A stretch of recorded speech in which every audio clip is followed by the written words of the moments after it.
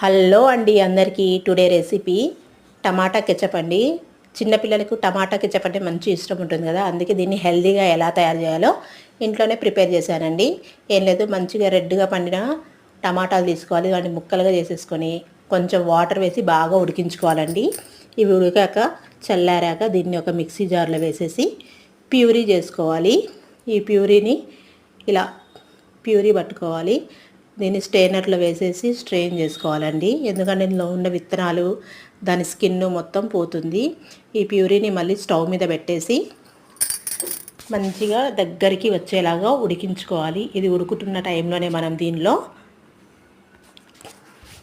కొంచెం food colour, అది optional అండి, ఏంటంటే కలర్ఫుల్గా కనిపించడానికి ఫుడ్ కలర్ వేస్తాము. ఇష్టం ఉంటే వేసుకోవచ్చు, లేకుంటే తీసేయండి.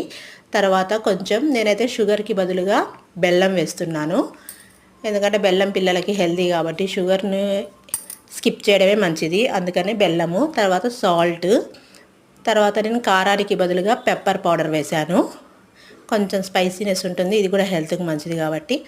ఇలా దగ్గరికి వచ్చేలాగా ఉడికించుకోవాలండి.